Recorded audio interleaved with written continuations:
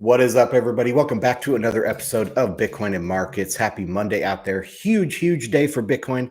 Today are those days that make all of the holding through the deepest, darkest parts of the bear market worth it. These are the times of paradigm shifts, talks of paradigm shifts, talks of major Bitcoin adoption. We're going to go through all the headlines. Of course, Monday is Bitcoin Fundamentals Report Day. That's a free newsletter on bitcoinandmarkets.com. You can get that and make sure you don't miss anything. I watch all of the news and headlines, so you don't have to. Let me share my screen and we'll jump right into it. So I usually say I hope you guys are having a good day, start to your week, but with this type of price action, I know you are. Let's jump right into the charts actually before we get into the report, because it is super exciting. Price only action right now. It did hit a high of 88,480. That is a monster candle for the day. But let's, I just measured this out with Telegram in the pre-show. We are up 15% over the last two days. Yesterday's pump on Sunday was Emily. We usually don't see that. So with a pump on Sunday, people started thinking, myself included, something's going on. There's somebody buying in the spot market right now, because it's not the ETFs necessarily buying at that moment. It was somebody coming into the market on a Sunday before futures opened and all of that and buying into Bitcoin. So who could that be? The rumors started to fly, and we're going to cover all of those headlines and all those rumors. But that's what we're looking at for the live price right now. Back to the report. Again, a free report you can join the email list for. If you're watching on Twitter, consider jumping over to YouTube and Rumble, live streaming over there as well. Also, the Telegram group is the main community, so check that out. But okay, Bitcoin Fundamentals Report 313. So if you guys are new to Bitcoin right now, you saw the headlines, you saw this big pump, and you are here and you're watching this live stream and you're brand new to the space. I've been around for 313 weekly issues of this newsletter. It is the most comprehensive newsletter in Bitcoin. I've never sold scam. I've been extremely directionally correct, not only on Bitcoin calls, but many macro calls. I have a unique macro thesis here on the show, which is tending towards a deflationary outcome of a credit-based crash and switching over to a new currency, away from a credit-based system to a commodity sound money-based system. And I tie into that all the geopolitics and demographics and everything. So that's what you guys get here on the show. Like, comment, subscribe. But let's dive deeper into the report. Quick navigation up here. If you're just interested in price, you can jump down to that. Oh, I messed up the block number here. Whoops.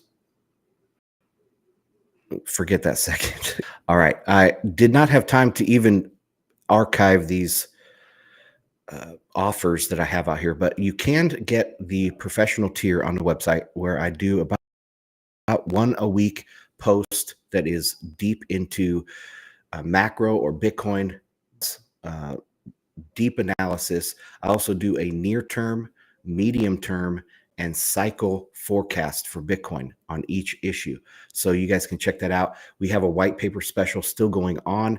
The white paper came out back in 2008 on Halloween.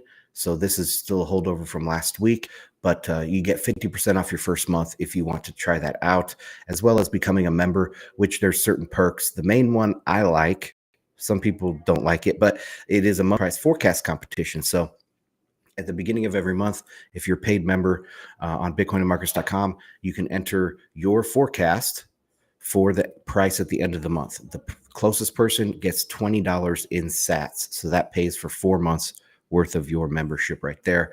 Plus you get to use the Lightning Network and all that. So check out those two offers. Appreciate everyone that does support the show. This listener supported show. I don't run really any ads, not even monetized on YouTube. That's why I tried to get you guys watching on Twitter over to the YouTube to subscribe over there. Okay. Snapshot of Bitcoin. Weekly trend, Godzilla candle. We just looked at the live chart. Media sentiment is very positive. We see all sorts of people going on to CNBC talking about Bitcoin as a strategic reserve asset. I don't know be better media sentiment right now. This is the most positive I've ever seen it, and I've been in Bitcoin for more than 10 years. So this is extremely, extremely positive. Network traffic is increasing over the last 24 hours. Mining industry is stable. Weekly price, 88,158 at the time of writing. That is a $20,000 move issue to issue in the last week. $20,000. That's a 30% move in 1 week. Market cap almost getting close to that $2 trillion mark. But remember, I started this notation a while back in the trillions. And I think while I was doing this, it did dip below 1 trillion at one point. But we needed to get used to about Bitcoin's market cap in the $1 trillion range. And so we are now at 1.75 trillion. Satoshis per dollar, 1,135. That will go under 1,000 here pretty shortly. So the lower that goes, the more valuable Bitcoin is relative to the dollar. One finny, that's my denomination. That's 10,000 sats, or it's also 1/10,000th of a Bitcoin. And that's coming out to 88 cents. When we hit 100K, this is $10. That's a pretty nice round number. When we hit a million, or sorry, what did I say? When we hit 100K, it gets to $10. When we hit 1 million, it'll be $100. So I love this denomination of finny. Mining sector, previous difficulty adjustment happening about a week ago was plus 6%. We are at an all-time high difficulty for miners. Right now, the price has not kicked in yet. And so miners right now it's estimated to be a 0% adjustment in 7 days. Mempool slightly up on the week, 91 megabytes, but nothing significant. We will take a look at all those charts down below. Fees for the next block, $1.85, 15 sats per virtual byte. And the low priority fee, if you want to save a few bucks and you don't mind it taking an hour or two to get confirmed, it's $1.72. Lightning Network continues to shrink down 51.71 BTC for capacity, but with the price going higher. So the capacity did go down by 0.2%, but the value of that Bitcoin has risen 30% this week. So the capacity measured in dollars has actually increased, but the capacity measured in Bitcoin has decreased slightly. Channels have also this week, they fell 0.5%, 250 channels on net closed, 47,165. All right, so that's the snapshot of Bitcoin. Let's get into the headlines. MicroStrategy makes another $2 billion Bitcoin buy. So they are well on their way to this 42 billion in 3 years. He's serious, folks. He's serious. You need to take him serious. Hold on, stand by 1 second.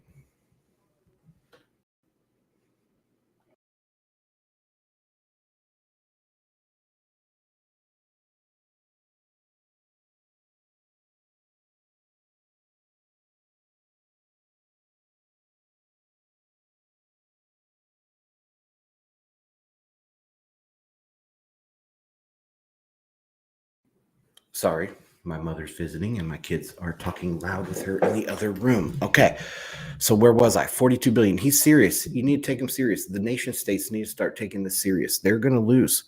They're going to be late to this party. Trump getting in the Bitcoin strategic reserve.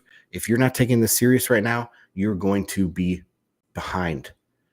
This is a first mover advantage. This is the game theory that people have been talking about in Bitcoin for so long. First mover advantage.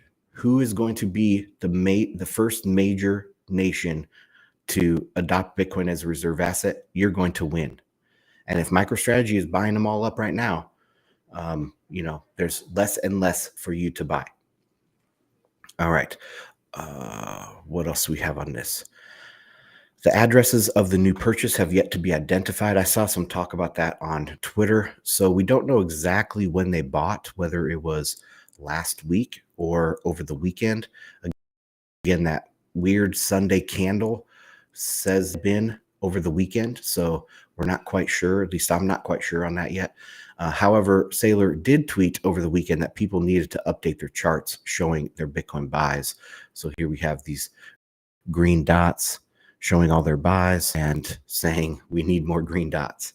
So that leads me to believe, because that was yesterday, so that leads me to believe there's something going on. He wouldn't have tweeted this before he bought, so he was done buying by Sunday morning. But anyways, okay, let's go on to the next headline. And guys, I will be checking the chat here in just a second. So put any questions, comments, concerns down below. Bitcoin ETFs continue to hoover up available supply on the market. They surpass gold in a couple interesting ways. So BlackRock's Bitcoin ETF is 10 months old and has just surpassed their gold ETF that's been around for almost 20 years. So you can see this line, black line is their gold ETF NAV or assets, net asset value, but it is the total value of their assets under management. And this is the Bitcoin line in red, and it has just surpassed that, you can see. So Bitcoin and gold, they're going to go up relatively together in this period, in this era of the decline of the credit-based system and the rise of going back to a commodity-based system.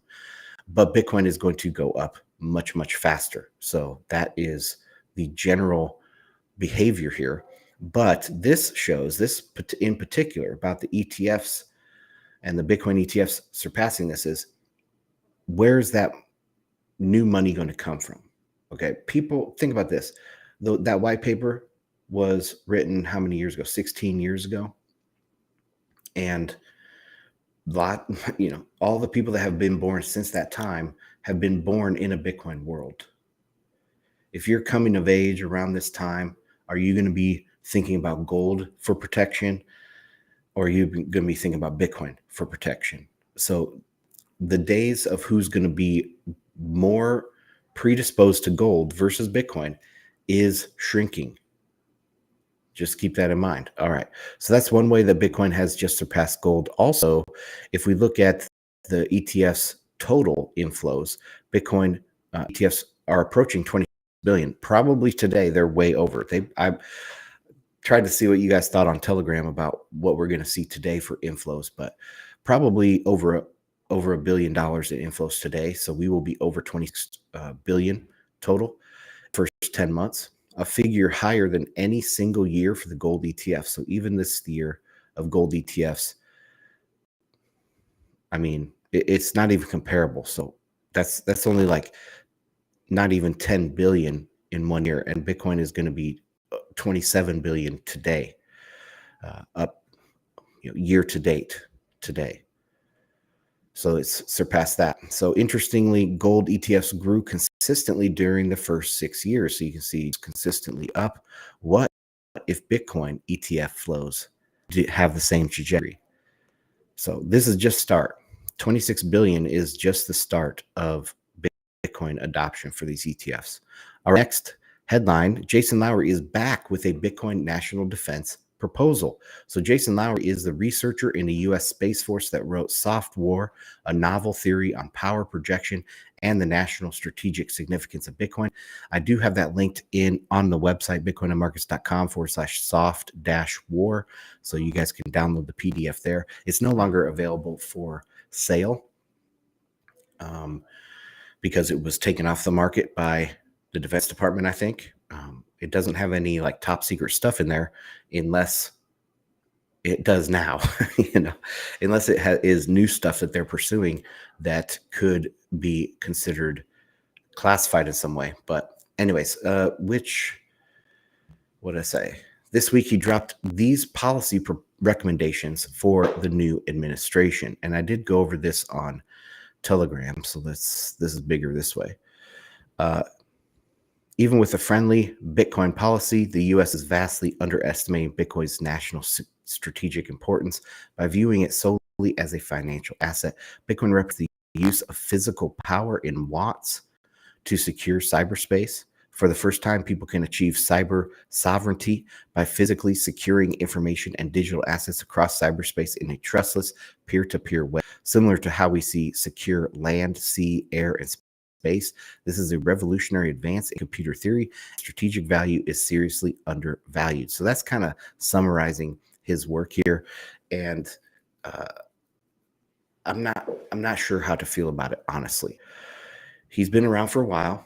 I think there is something to it, but I have not dived deeply enough to say if this is legit. But I tell you, there are people taking this legit at very high places, or in very high places. So what he's saying here, I don't, a lot of people kind of say, oh, they poo-poo on Jason Lowery. They don't like this idea of soft war. But I don't. I think it's an important contribution. I think he is extremely intelligent. He's extremely important person in the history of Bitcoin thought. And so these are the things that he is suggesting as policy recommendations. It's unacceptable that the DoD, once a leader in cybersecurity, isn't more proactive in exploring the cybersecurity benefits of reusable proof of work networks like Bitcoin. We should be leading this effort and actively funding research in this area. Okay, U.S. policymakers need clearer guidance on the differences between reusable proof of work networks and shitcoin. I mean, crypto or blockchain technologies, which are fundamentally different. Whatever amount of Bitcoin the U.S. plans to add to its strategic reserve, it isn't enough. Beautiful line. Once we recognize that Bitcoin equals bit power, we realize that holding only 1 million units is insufficient for U.S. needs. The U.S. must secure access to Bitcoin, the world's largest reusable proof of work network, by building a robust hashing industry, a U.S. hash force. This doesn't need to be government-led, likely better if it isn't, but government support could help seed it. Similar to how the U.S. Space Force supported commercial launch companies like SpaceX to ensure access to orbit. The U.S. can similarly support a U.S. hash force to ensure access to the ledger. So another good value contribution from Jason Lowery. Good stuff. All right, let me check and see if there are any comments. I'm getting close to the end of the Bitcoin headlines. Dex Invictus, let's go. What's going on, man? Missed you on the last one.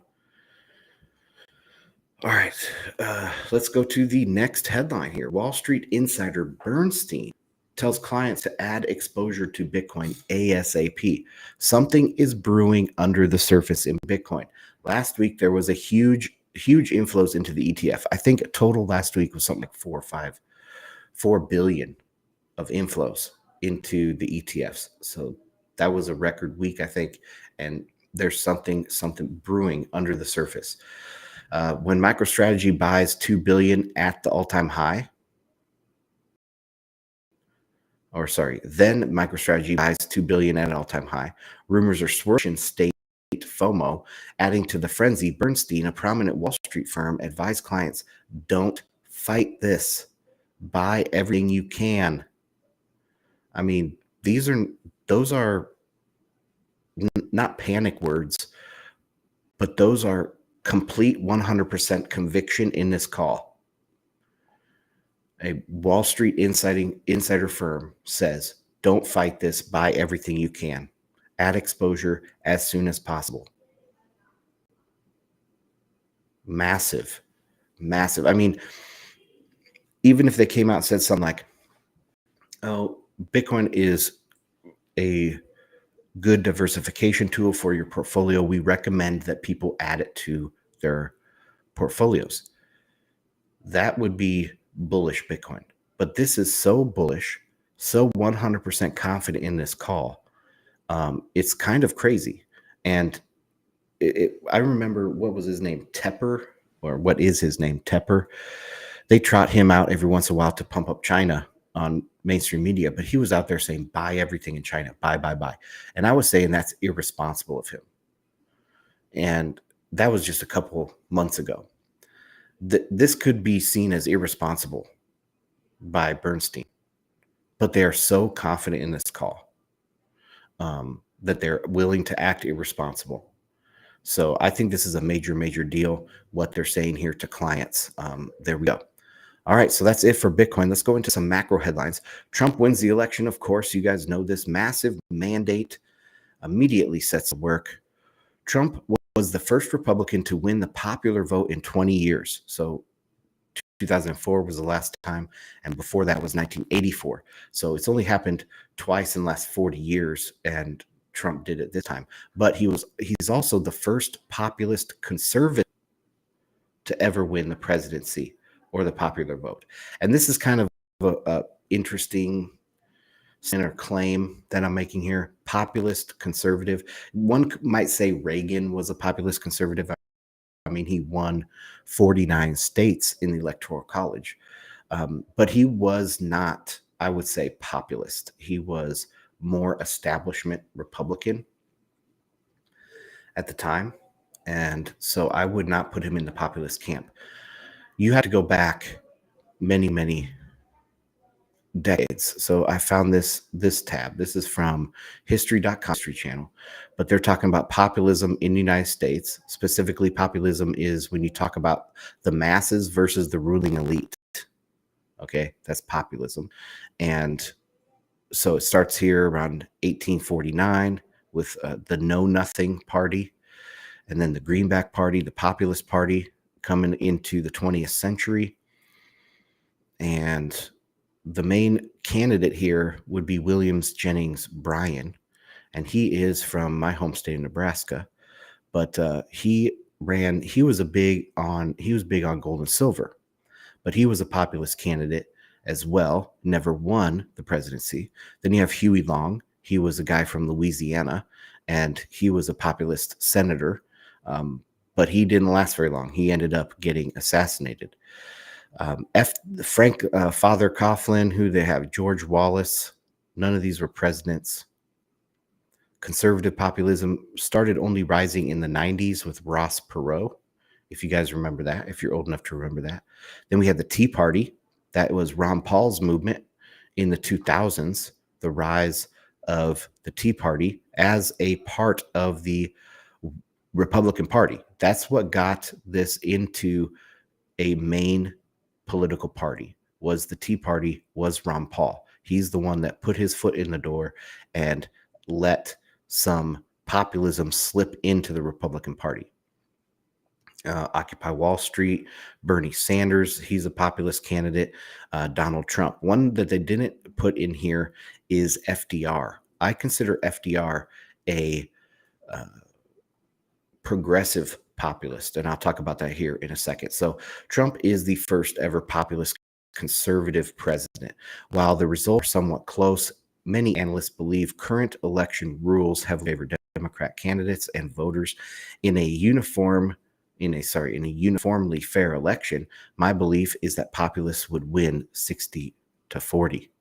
There was also 250 pro-crypto candidates elected to Congress this election, according to Fox Business. So that's huge for Bitcoin. This election's domestic and global economic impacts cannot be overstated. It is a pro-U.S. vote. The signals a return to isolationist economic and military policy, a sharp contrast to the New Deal policies of FDR. So I say that FDR was a progressive populist. He got elected 3 times. Only president to ever get elected 3 times. He had a mandate from the people. He was a progressive, and but Trump is a conservative populist. So many progressive projects were passed in FDR's time, and I've described the coming 4 to 12 years, whoever the next president is, as reverse FDR. So FDR raised taxes, expanded the bureaucratic state, and he went away from the gold standard. But this president, Trump, and whoever is next, has promised to end the income tax, shrink the bureaucratic state, and move back towards sound money, move back towards a commodity money and a Bitcoin standard. So you can see how I'm kind of setting this up. If we're talking about 4 turnings, generational cycles, we had FDR to kind of open this last around the last 4th turning. FDR came in. He was a progressive populist. And now we have the conservative populist to bookend this 4th turning. and bring us back to isolationist policy, ending the income tax, shrinking government, and moving the money back towards a sound money standard. So that's how I see this. And if that is the case, extremely bullish. It's not only extremely bullish for Bitcoin, it is extremely bullish for humanity, in my opinion. So, okay, that is that headline. Houthis and Qatar immediately behave. So, upon the election of Donald Trump, the Houthis immediately ended their involvement in the wider Middle East conflict. Qatar all followed suit. They have now ordered top Hamas leaders that were staying in Qatar under their protection to leave. So here is the Houthi guy saying, hey, we're going to cease all of our involvement in this conflict the day after. I mean, this is November 6th. So immediately this development with the U.S. election had that situation cleaned up in the Red Sea. Also, Qatar asked Hamas leaders to leave after U.S. pressure. So why is this pressure so functional now? Like, why does it work versus last week or the week before that? Well, it's because Donald Trump is coming. And so they will cave under the same amount of pressure, just under another leadership. And that's what we see going on here. All right, next headline. Powell's press conference. We covered this last week, but it's so interesting. During Thursday's FOMC press conference, Chairman Powell was asked if he'd step down if requested by the president. His response was a blunt no. Asked if a president has the power to remove him, Powell reiterated no. Very, very blunt. And go ahead and listen to this if you guys haven't heard this. Let me double check my levels, turn it up. All right. Hi, Victoria Guido with Politico. Some of the president-elect's advisors have suggested that you should resign. If he asked you to leave, would you go? No. Can you follow up on, do you think that legally you're not required to leave? No. And what we said last week was that he's a lawyer. He knows the law. He knows the mandates. He knows the statutes. He knows that he's not required to leave. This has never been tested, but as far as we know, Trump cannot fire him. So his role is safe. Plus, I say that he has 18 months left, and the Fed is expected to be cutting rates into this coming recession, and so that aligns with Trump's goals. I think it's just kind of, hey, feeling each other out in the art of the deal. You know, where's Powell sitting? Does he have any cojones to stand up to Trump? So they're kind of feeling each other out with this rhetorical back and forth. In general, they're aligned, especially at this moment in time. So the only question really is the pace of the cuts.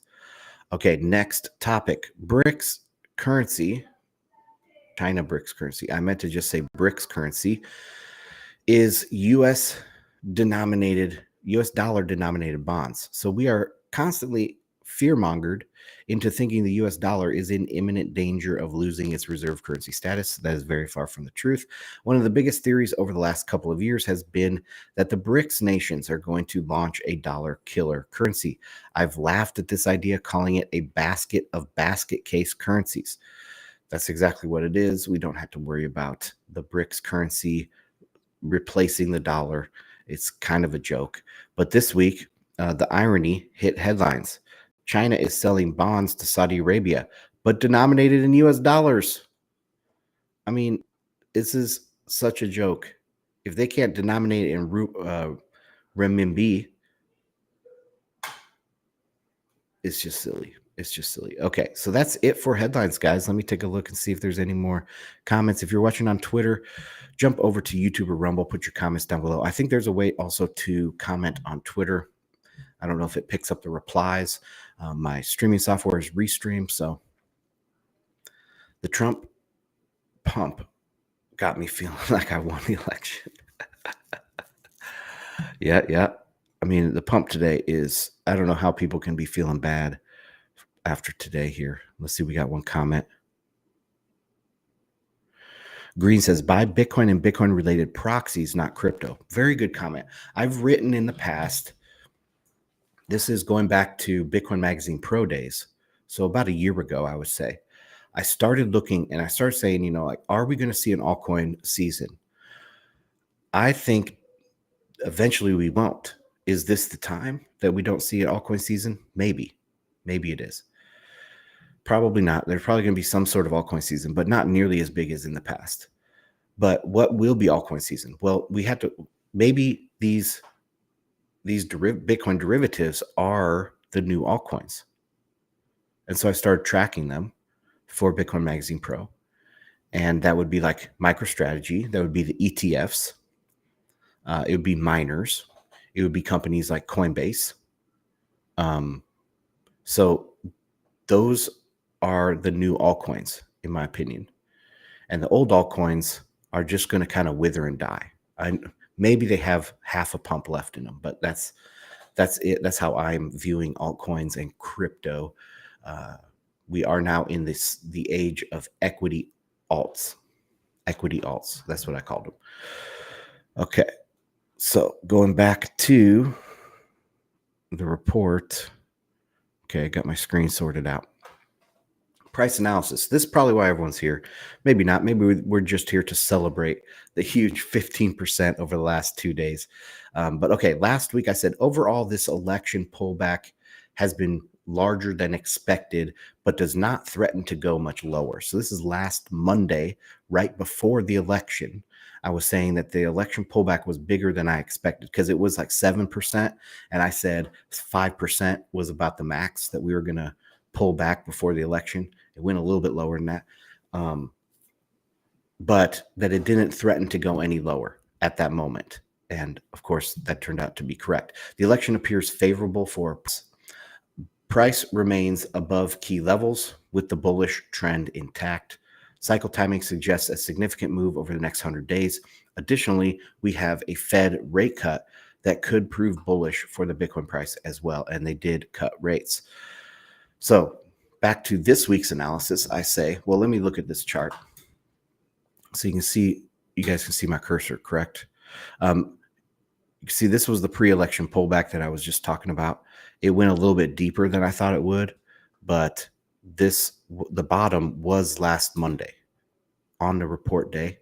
And I said, there's not really any threat to a deeper sell-off than what we were experiencing at that time. And of course, right then we turned around and we have been vertical ever since. Okay, so I have also been preaching for years that advancement in price will happen very quickly. Most gains will be consolidated to short periods of time. We've watched this trend develop over the last 5 to 6 years, where price rallies in relatively short periods of time, followed by a lengthy consolidation or correction. We are in the expansion phase right now. This kind of price movement does not allow fence sitters to jump in late or try to time the market. Gains are therefore disproportionate to long-term holders. I should say disproportionately benefit long-term holders who have an established position and belief in Bitcoin. So if you have an established position and a belief in Bitcoin, you are sitting pretty right now. There are serious rumors of sovereigns currently taking a position. They are unsubstantiated. So no sovereign has come out. I mean, of course, we have El Salvador, but no major sovereign has come out in the last couple of days saying that they're buying Bitcoin. So these are unsubstantiated. But there are many secondhand sources or people saying, I know somebody close to such and such. And they're all very similar around countries like Saudi Arabia, Qatar, and of course the United States. But we cannot know if they are interpreting high-level officials' comments correctly. Perhaps the sovereigns are taking an interested look into Bitcoin with one or two vocal promoters inside these governments, but that is being interpreted by a leaker as a done deal. We don't know yet. The circumstantial evidence supports at least one very large buyer coming in the market, whether it is only MSTR or maybe a couple other pension funds getting 1% exposure or something more serious. We have to let it develop. I urge caution. Do not open leverage longs at this point. You guys are too late. You're too late to go 10x, 20x on a leverage long right now. We have gone a long way in a week, 30% in a week. So I urge caution about that right now. Narratives explaining this price rise are likely, at most, only partially true, and price can retrace a one-day move easily. Buying dips of 20 to 30% and keeping any leverage low is a reasonable plan. So that's what I'll say here. I urge caution on leverage right now, especially leverage longs, because we've gone so far, but we can also go a lot farther. So I caution leverage shorts as well. We could just jump to 100,000 tomorrow, guys. It's possible. So leverage, not right now. Not right now. Buy dips, 20, 30%. That's what you need to be doing. Okay, behavior above the all-time high. Many of you might have never seen an all-time high if you are new this cycle. So welcome. Above the all-time high, liquidity tends to vanish, at least at coordinating points around which resistance support can coalesce. So my brand of technical analysis is shelling points. The chart is full of shelling points. All-time high is a big shelling point. Okay. Retracement levels, levels where we had swing bottoms or swing highs. Those are shelling points. Moving averages are shelling points. Anything that traders are looking at, people trying to do their market timing, those are going to be shelling points. And once you get above the all-time high, there's not really any shelling points other than you have round numbers and you also have Fibonacci extensions. Those are pretty much the only things above the price. You also have things like RSI, where you can say, oh, this is oversold or overbought, but that doesn't give you a price level. It just tells you that the momentum or maybe the risk is increasing of a reversal or something like that. So that's what I'm talking about, where there's not a lot of price structure up here. There's nothing to coalesce a lot of activity, and so price just starts slipping. You get a lot of slippage. Slippage is where you hit buy and you buy a bunch of the order book. So it could, if you're buying $1 million in Bitcoin and you just do like say a market buy of $1 million, you're going to slip the price $500 or something like that, right? So there's a lot of slippage going on in the market right now. So where was I? This causes the ability for the price to slip higher, but also retrace rapidly during corrections. Is this a move from a new powerful buyer or just part of the cycle? This question needs to be taken seriously by traders and investors when considering risk and allocation decisions above the previous all-time high, where there's no price structure, okay? Because it could look like going to the moon right now, but you need to look at where we are in the cycle and be unemotional about this. If we look at the chart below, the price is exactly where it should be on the most simplistic analysis from cycle bottoms. So like one of the most simplistic analysis you can is just line up all the bottoms. So all of the 4-year cycles, line up all their bottoms, and this is what it looks like. And look at where the price is. It's right in the middle of all of these. It's exactly where we would expect it. So do we need a sovereign to be? Not really. I zoomed in on this spot right here, but you can't really see it any much better. But we are coming right into this area where we would expect the price to be at this time in the cycle. So what did I say up here? So no nation state buyer is needed. Again, perhaps it's only our bias making us believe it has to be some sort of sovereign. One thing is for certain, however, it is not retail FOMO yet. The retail FOMO YOLO traders are not in the market yet. They have not arrived. We still have that to look forward to, and that will obviously catapult the price even higher. Okay, the price is absolutely ripping right now. Even since I started writing this price section, we are officially up more than 10% in 2 days. In the short term, the rapid phase is likely over, however. Even with a sovereign buyer, price will not simply continue up like this for several more days.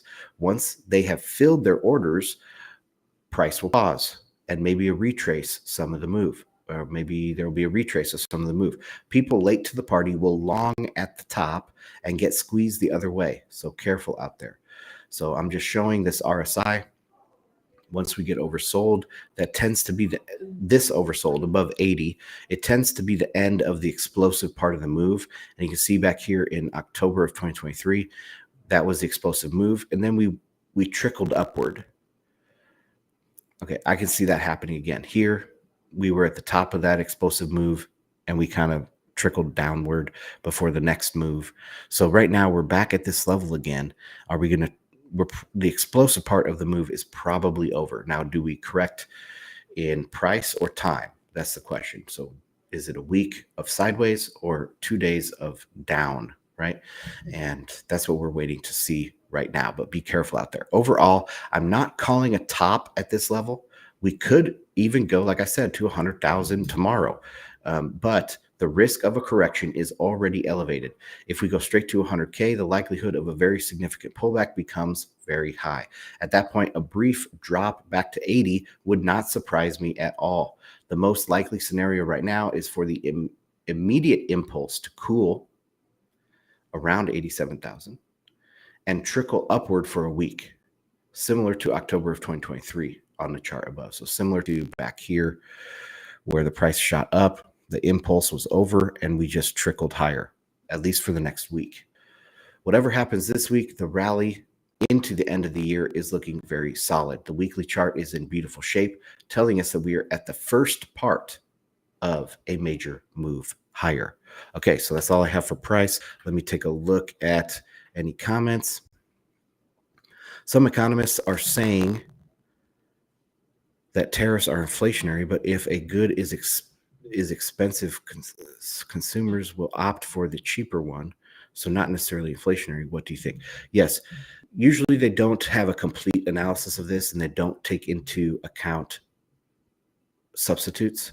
So say there's an American good, a widget that is $6, and China comes in with a $5 version.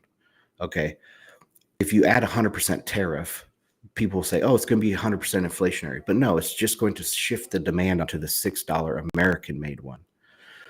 It could also be that Vietnam can produce a $5 version, and so we will import the $5 one from Vietnam.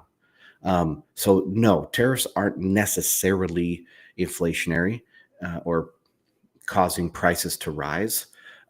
There is this discussion between what is inflation. I consider it money printing, and that doesn't make any sense. If you say that tariffs are a cause of money printing, they're actually a cause of credit stress. If prices go up and money printing doesn't go up, then there is credit stress, and that's a deflationary force. So eventually you'll have where credit will contract, and that is money contraction or money supply contraction, and that's deflationary. So it depends on how you're talking about it. It's very nuanced and dynamic discussion. Maybe I'll have to do a whole show on that. In a little bit of a hurry today, I got about 5 minutes left to wrap up for today. Brandon, what a day. Thanks, Cecil. You're welcome, man. Yes. Oh, we deserve this. If you've been around for the whole bear market, you definitely deserve this day. Today, it has been beautiful. Mr. Cooper, Trump wants to peg Bitcoin to U.S. reserves. That made a bullish pump. Yeah, I've heard that. I mean, I've been saying that for a long time, and there have been other people out there saying that. I don't think today was necessarily that was the only thing that pumped it today. There's a lot of rumors of sovereigns buying. And on Sunday, I mean, pumping on Sunday is something very, very rare these days. So it has to be something big to cause that to happen. Okay. That's it for these comments on there. Let's check out Telegram. Any other comments? No? All right. So the rest of this report is very truncated because I had less time to write today, and all of the topics were about the headlines and about price. So I usually, in the mining sector, if you guys are new, I put mining headlines here as well, but I did not do that today. I did update. Stand by. I'm live streaming, bro. I have to take my board testing. That's why I have 5 minutes. So, okay. Mempool and hash rate. It has been pretty flat. And I said hash rate is expected in 7 days, estimated to be flat in the next difficulty adjustment. So that this chart is telling us. But price should cause this to go up because hash rate does follow price, not the other way around like people were saying. I talked to Mempool. Mempool has been holding steady over the last week until yesterday. Until yesterday, when price action has attracted more activity on chain. So you can see way over here on the right, we had a week of pretty much flat until yesterday. We started getting more fees, and I zoomed in on yesterday, taking out the lowest bracket of fees, and you can see we did have this rise in the mempool today, as well as the colors changing. That symbolizes higher fees, higher bracket of fees. But nothing spectacular here on the mempool either. It's a very healthy mining industry right now, mining space, and with price going up, that can only help the miners out. Okay, sorry guys, I had to run for today. That's going to be it. Thanks for joining me. Check out bitcoinandmarkets.com. Sign up for the free email list and you'll get these newsletters into your inbox every week. Thank you for joining me. Check out the YouTube, Rumble, and the Telegram. Links are in the pinned tweet. And that's going to do it for today. Thank you guys. See you later. Bye.